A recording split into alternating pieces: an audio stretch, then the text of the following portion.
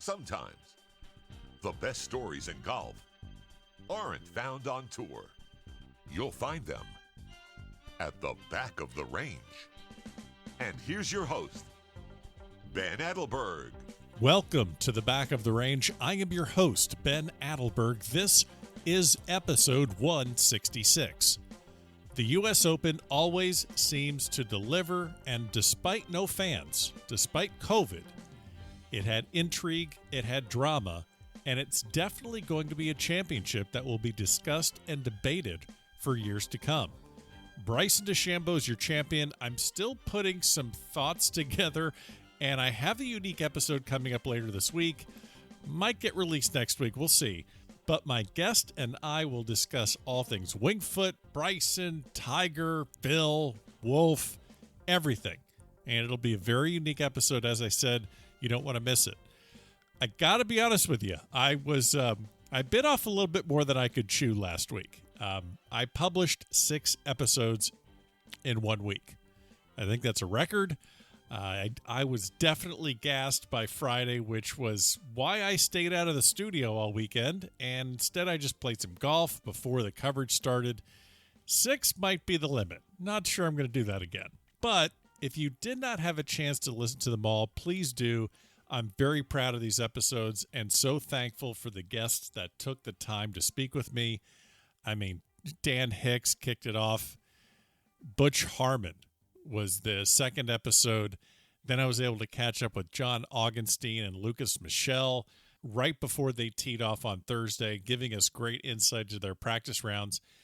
And then Hale Irwin. I mean, 1974 U.S. Open champion. He's the guy that survived the original massacre at Winged Foot. And I thought that was it. I thought we were done. And then I threw a Hail Mary to the USGA. They hooked me up. And I got to talk to Michael O'Keefe, the guy that played Danny Noonan in Caddyshack. For anyone that loves that movie, I'm sure you all do. I've talked to some incredible guests and incredible people throughout the history of this podcast. I sat across from Jack Nicklaus in his office. I sat in Bob Toski's living room. But hey, I talked to Danny Noonan. So go listen to those episodes. They're incredible. Again, really thankful to the guests that took the time to speak with me. Don't forget, every single episode is available in Apple Podcast, in Spotify, Stitcher, wherever you listen to podcasts. You can get to those by going to the website, thebackoftherange.com. You know we're on Facebook, Twitter, and Instagram. And just make sure you're following along because I'm posting all sorts of interesting things all the time. Some new merch just arrived yesterday. I have the logo face coverings. These are microfiber coverings with the Back of the Range Golf Podcast logo on them. They're very comfortable as opposed to masks that you got to kind of hook over your ears. They were giving these things out at the U.S. Amateur. I snagged a couple of them, and I was like, wow, these are so much more comfortable than wearing a mask. You just kind of put it around your neck and pull it up when you need to. So I have these in stock. Best way to get them is obviously just go to the website, thebackoftherange.com, or send me a message, ben@thebackoftherange.com. You can shoot me an email there or on Facebook, Twitter, or Instagram. But I'm selling them 3 for $15. They're really good. You can wash them. Again, I'm not getting into the face mask business, but again, if you want to show some support of the podcast, please do. So that's all I got to say about that. So on to this week's episode. I got to be honest, I was a little concerned about my amateurs at Winged Foot. Now, not that they don't have the incredible skill that they do, and I think many of them are going to thrive at the next level, but it's Winged Foot, and it's the U.S. Open, and I did not know how many of them would be able to make the cut. And that's tough for me to say because, you know, if you listen to this podcast on a regular basis, I'm all about the amateurs. I'm always pulling for them. This podcast, if it had a mission statement, it would be first and foremost to elevate the amateurs and the amateur game. So when my guy John Pock made the cut at +5, I was thrilled for him and thrilled for amateur golf. I've really enjoyed getting to know John. We had a lot of fun at the Walker Cup, a lot of fun at the USAM. Just a solid guy. He's always down for a chat. And when you have the week that he had, where you make the cut at your first major, You meet your idol, Tiger Woods. You're getting words of wisdom from Bryson DeChambeau. I am sure he is going to remember this week for the rest of his life, and I'm glad that we had some time to talk about it. So let's get this episode started. John, welcome again to the back of the range. And have you made it back down to earth yet? Are you doing okay? Oh, I'm on planet Earth. I'm going back to school. Just gonna do my my own thing at school and get ready for. I guess. Well, I don't really have much to do, so I'll just. Nothing brings you back down to earth after being low am at the U.S. Open, like some sort of a test or a project that you have to do for college classes, right? You're not wrong. I have a lot of schoolwork to catch up on, and it just doesn't sound like fun. But gotta do what you gotta do to stay eligible, right? Hey, that the FSU needs you, man. I know that ACC isn't going to have any golf this fall, at least for now. Who knows when things can possibly change, but you got to get ready for that spring and a run at a national championship. So, like, before we talk a little bit about your week, have you thought about how you're going to actually go about, obviously taking care of classes, but managing your golf game and staying sharp so that when tournaments do start back up again, you're ready? Like, have you thought about how you're going to do that? Yeah, I'm gonna meet with my coaches at school and set up a plan for. I mean, I'm still playing that little mid-am team event at Merrido, and I still got the Palmer Cup, so I've got some things to prep for. And yeah, I'm gonna sit down with my coaches, create a plan, try to get stronger, work on my putting because I feel like those were the two things that kind of separated me from the rest of the field this past week. So those are the main things I'm going to work on. And obviously, I'm thinking about turning pro after the school year ends. So I'm going to start, figuring out a plan for that. So I've actually got a few things I need to do, but it's really not a whole lot of tournament golf, which is different from what I'm usually doing. Yeah, because you were on really a hell of a run. I mean, I'm just thinking back to a year ago, of all the amateurs that were making a run at the Walker Cup team at Hoylake last year, it seemed like you were the one that was playing the most amount of tournaments. And I still can't believe that's only a year ago. You go 3-0 at Walker Cup, and here you are a year later with another trophy, so to speak, from the USGA as the low amateur. I mean, I just saw you at Bandon Dunes. You mentioned your putting. We were kind of joking around. I was on the putting green with you, and I was trying to shoot a video of you making a putt, and you're like, oh, we're going to be here for a while. And, you didn't make the cut there, and you kind of felt like you were a little bit down on your game. I know we spoke about this earlier in the week, but what did you kind of do to kind of get yourself in a position to be successful at Winged Foot? I don't feel like my game was in a bad spot at Bandon Dunes. I wasn't in a good spot mentally, and I think that's kind of what hurt me there because my sole focus was to play well so I could get into the U.S. Open, and right. With that kind of mindset, you're not gonna. It's gonna be tough to play some good golf. I've played many tournaments with the mindset of just play your game and do what you gotta do, and the rest will work on its own. But this at the Western Am and the US Am, I was just like, oh, you have to play well. You have to, or you're going to miss your chance at playing at the US Open. So right. Played with a lot of pressure on my shoulders, and I felt like that was the biggest issue I had. So when I went to the US Open, I had nothing to lose. Right. A lot of people were saying, are you playing with house money? I'm like, you're totally right. I've got everything to gain and nothing to lose. So I played with a lot more comfortably, and I think that was the difference maker between the USAM and the US Open because, I'd like to think it's harder to make the cut at the US Open than it is at the USAM. Oh yeah, I would say so. I'm gonna ask you about the whole cut situation because a lot of people watching the cut line, but we'll get to that in 1 second. But the thing I wanted to ask you, a lot of the interviews that you did, a lot of it was about what you learned throughout the week. And I mean, can you pinpoint even just one example of something that you really learned? I mean, obviously you learned you could compete at the highest level, the only amateur to make the cut. And obviously your name was above a lot of other bigger names like Tiger and Phil. And, but as far as moving forward to prepare you for the rest of your collegiate career or amateur career and starting your professional, maybe what's one thing you learned that you can take with you?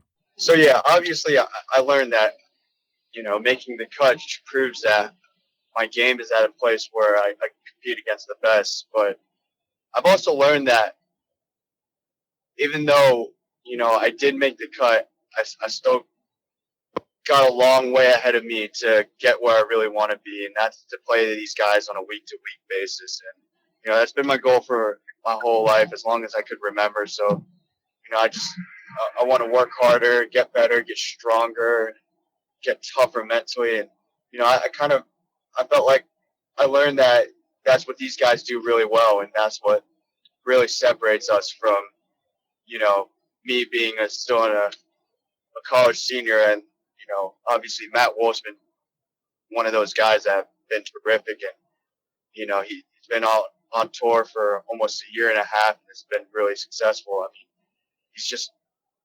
there's just certain things that separate the two of us. And I learned that I still need to be a little bit better. So I definitely got a little more motivated after this week.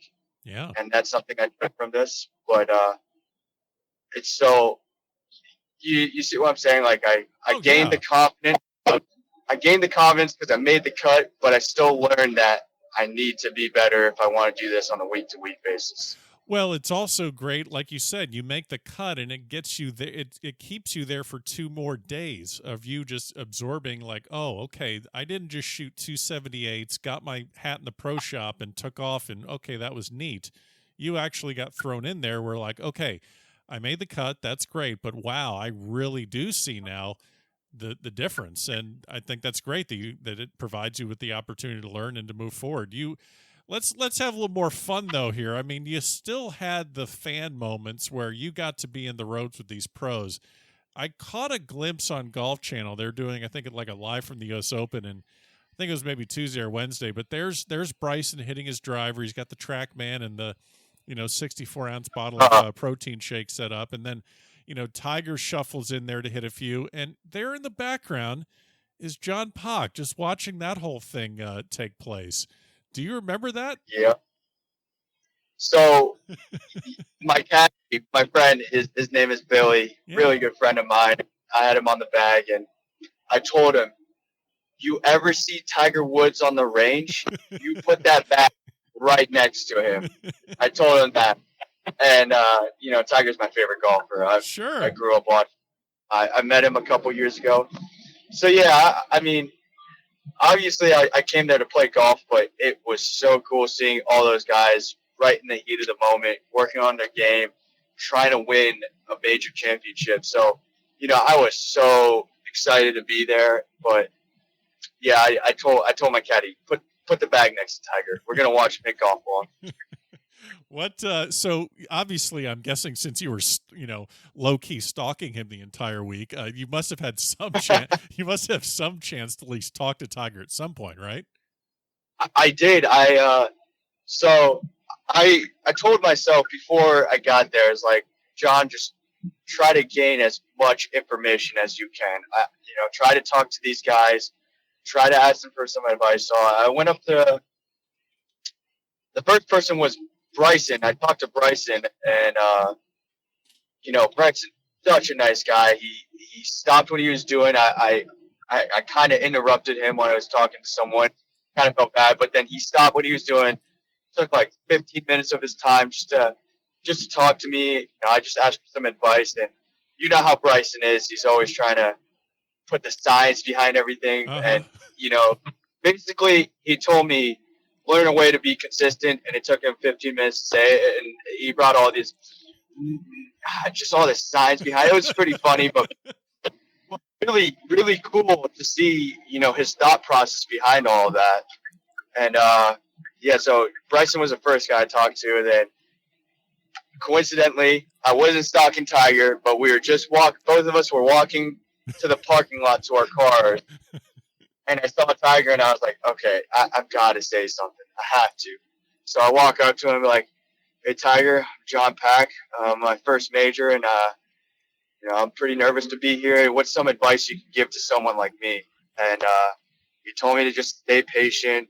Bogeys aren't going to kill you. And, it's one of the toughest golf courses they play all year, so just stay as patient as you can out there. And then obviously I'm a big I like to play video games every once in a while, and I've heard that Tiger Woods plays Call of Duty. So I asked him what his kill death ratio in Call of Duty was, and he's like, "What? No, I don't play online. That stuff's way too hard for me." And I thought that was pretty funny. That's awesome. I'm just imagining you just rolling out to the parking lot talking about video games with Tiger Woods. Yeah. More nervous, introducing yourself to Tiger Woods or asking your girlfriend out for the first time? Tiger Woods, 100%. That's okay. That's a good second place that she picked up. That's okay. The thing about my girlfriend's very easygoing. Tiger, it's a different kind of nervous, and that I don't know. He's got that intimidating factor about him. Yeah, best golfer of all time. Yeah, you're probably not getting that kind of a stare from the girlfriend. So no, not at all. What? All right. So I want to ask you. This is something that I was thinking about the entire time. Is that so much of the discussion on Monday, Tuesday, Wednesday was how Big Bad Wingfoot was just going to kick the crap out of everyone, and it just seemed like the whole narrative was just going down this whole dark path of 8 over is going to win, and it's going to be. And then JT goes out with 65, and Reed is 66. There's 2 hole-in-ones. Davis Thompson had it going really low early. You shoot a 69. Do you remember perhaps a discussion you had with Billy, or at some point where maybe the switch was turned on? You're like, hey, we can actually go play some golf out here. We don't have to just resign ourselves to a pair of 80s. I mean, we can go do this. Do you remember maybe during the practice rounds or even Thursday morning when it was like, hey, we can actually do this? Yeah, when we got there, I always had that mind. I go to every tournament to win. Okay. I feel like as a competitor, everyone should have that mindset. And, so I guess that mindset was already there before I even got there. But obviously I want to stay humble and just obviously I say I want to do as best as I can. But in my mind, I'm like, John, you can win this. If you play well, if you have a great week, you can win this too. You worked your whole life for it. And I guess that first round, it was pretty soft. There wasn't a breath of wind. So, 1 under was very doable out there. 5 under, obviously you needed to have to play a fantastic round, but it was doable out there. And, I always thought that I had that in my game throughout the whole week I was there. Yeah, I just thought it was interesting and maybe it's just how the media was covering it, and perhaps, that's interesting to know that, not just you, but I'm sure everyone else was like, look, the media can say whatever they want to, but we're the ones that actually got to go play it. Exactly. Yeah, and you made the cut at +5. The cut was +6 got in, and man, I was watching that the entire afternoon. I'm thinking, okay, this cut has to keep going up to 7, 8, and 9. I think Ogletree was at 9, and a couple other amateurs were at 8. I'm thinking, okay, there's going to be more, and that cut just did not go up. Were you feeling pretty good at +5, or what was your afternoon like? On 18, I made a par, and I was like, oh man, I don't know if that's good enough. And I get into the clubhouse, I'm tied for 85th. Right. It's tops in 60 ties, and then at the end of the day, I was tied for 32nd, I think, and I was like, "Oh my God, how did that happen?" Right. And it was so bunched up there that I guess I thought 7 over may have crept in there, was probably going to creep in there, but it didn't happen, and I was kind of shocked that. At first, I was like, there's no chance at 5 over. And then as the day went on, I was like, oh, wait, no, this is looking great. Yeah. And, maybe about 10 minutes after I finished my round, I was like, yeah, I think I'm good. That's awesome. Well, another thing, you talk about setting goals and learning things from the week. Once you find out you're the only amateur that makes the cut, right then, Friday night that you're going to be with the champion Sunday evening where he's getting a trophy and you're getting a medal, and that's already determined before you ever peg it on Saturday morning. How do you kind of set a goal for 36 holes, knowing that, hey, I'm the low am, I got that wrapped up? What were your goals for the rest of the weekend? You know, I'm a little disappointed how I played on Saturday because I played with such an empty mind, so free, Right. no pressure, and I got a couple bad breaks and I just putted horribly, and at Winged Foot, kind of, I think Matt Wolf said it. You kind of need to get lucky out there. You got to draw some lies. And I got a couple bad lies, and I just once you get it going one way, the bad way out there, it's hard to get back on track and stop the bleeding. So I'm a little disappointed how I played with Saturday with having such a free mindset. But it is what it is. Golf's such a hard game, and Winged Foot's such a tough golf course. It's so easily doable to shoot a high number out there. Oh yeah. Yeah, and you talk about getting bad breaks or just kind of getting lucky. With looking at the rough and how you handled that throughout the week, how every player handled it, I don't think I've ever played anything that thick. I've played up in Northeast at Arcola and North Jersey, and I've been fortunate to play some other clubs up there where it's a lot different than Bermuda rough. But, my biggest fear would always be catching a heater, catching a flyer where that goes, obviously past the pin or worse, over the green. I'm not going to ask you about every single shot, but can you maybe just for me or for a listener, can you walk me through it, you and Billy hitting a shot out of the rough and all the calculation that would go into basically leaving yourself something that would allow you to make par? Like, how did you know, how do you know? I mean, I know there was a couple shots that maybe you tried to get a little too much out of and it just kind of squirted into the fairway, but I'm guessing you're saying, okay, I can't have a flyer here. I need to not go long. Yeah, so there was no such a thing as a flyer out there. Okay. Okay. Never once did I worry about, I'm in the rough. It could, get a no spinner. It might go over the green. Now, every time I was in the rough, the thing I had to worry about was making sure I can at least advance at 100 yards. Okay. It was brutal out there, and it was so thick that it was hard to catch ball first. And on the first hole, I think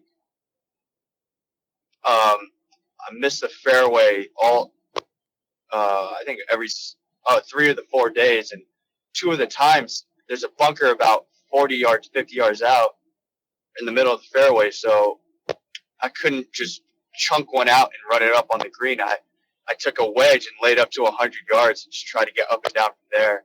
And it's kind of incredible because there's not a single golf course I've ever played where I was in a rough 3 yards in and I had to lay up to 100 yards because I couldn't go for the green. That's never happened to me. And Right. I don't know if you saw the video, but on the 8th hole out there, I tried to hit an 8-iron out of the rough onto the green. And I dribbled it like 40 yards in front of me, and it was pretty funny. And the announcer was like, "Oh boy, whoa, what was that?" And I was like, "Yeah," but you can't really see it on TV. But I had an awful line. I was trying to hack it out of there, and we had to make sure there's a couple cross bunkers that are short of the green from like 40, 50 yards out. You don't want a 40, 50 yard bunker shot, so we had to lay up to like 100 yards out and just try to hit a full wedge and hopefully get up and down. So I did that a few times, and it's weird that on a par 4 we had to lay up to that yardage. I've never done that before. Yeah, well, you had some pretty nice stats throughout the week. I mean, you tied 12 in driving accuracy, and you're right in the middle on distance, and tied for 24th in greens regulation, and actually 4th in proximity. Not sure if you're aware of that. You mentioned your Oh, really? Yeah, you mentioned you're struggling with putting. I'm not going to mention your putting stats, but you can figure out where you can. I already saw it. I saw it.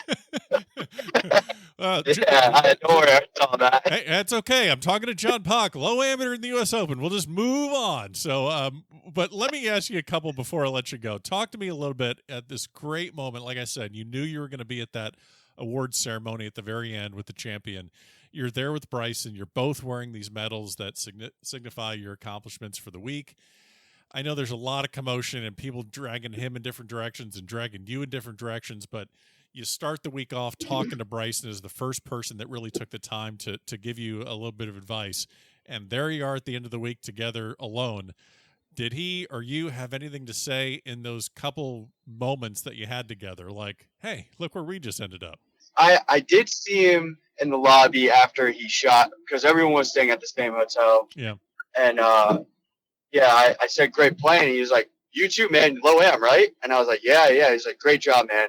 I was like, thank you. And for him to just, he's in second place at the U.S. Open, and to keep up with that meant a lot to me. And, that was so cool to see that and to know him a little more personally than most of the other people in the media. But yeah, it was, Bryce is such a cool guy, and he gave me a lot of motivation this week to find, he motivated me to get stronger, because watching him hit out of the rough was kind of impressive. But yeah, I thought it was so cool that he took note of how I was doing, even though I'm, to be honest, just kind of a nobody to him. But I thought that was really cool. That's awesome. Well, I know that everyone has an opinion on his approach and his, all the transformative work that he's put in. You really can't argue with the results. I mean, he's the U.S. Open champion. You went out and watched him in the final round because you were sticking around, obviously, for the medal and for the rest of the experience, so to speak. Are those things that you need to put into your game? I mean, I'm not going to ask. I don't think you need to have 10 protein shakes a day, but I'm sure that length and the strength out of the rough are two things that you're looking to add. Yeah, I definitely want to get stronger, but I feel like Winged Foot, that course was very different from your standard PGA Tour event. Yeah. Because he was right. No one was really hitting fairways this week, and you're probably just better off just blasting it as far as you could and try to have a wedge out of the rough instead of a 6-iron out of the rough, because it didn't get much narrower the further you got up. It was just as narrow. And if you're going to miss the fairway, you might as well just try to hit a wedge, try to get as far up as you can. And I think he took a good approach on that, and he executed fantastically. And I thought that's pretty smart and impressive by him. Well, what's really interesting is that your driving accuracy for being T12, you were at 48%, and then Bryson was T26 at 41%. And it kind of just shows you how, the U.S. Open champion didn't hit half of the fairways and won by 6, and really nobody hit fairways. You're 100% right. Yeah. So, well, I'm going to let you go. I know you got things that you're gotta get back to school and all that. Got to get all these things taken care of. But you mentioned you're going to Maridoe for the East-West matches. It's going to be you and Tyler Strafacci against Mac Meisner. And let's see, you're the two junior amateurs, so to speak. It's mid-ams and seniors, and then they got a couple of younger guys. So it's you and Tyler Strafacci, the U.S. amateur champion for the East. And you got Pearson Coody and Mac Meisner on the West. So who do you want to see in your singles match? I'll give you the floor. Who do you want? You want Coody or you want Meisner? And don't forget, they listen to this podcast. Honestly, I would take either of them. They're both really talented players. So, I think we'd have a fun match. I guess I know them just about evenly. I know both of them. I don't know them well, and it's not like I'm a stranger to them. But I think, that's tough to say. I wouldn't mind playing either of them. They're both great competitors, great players.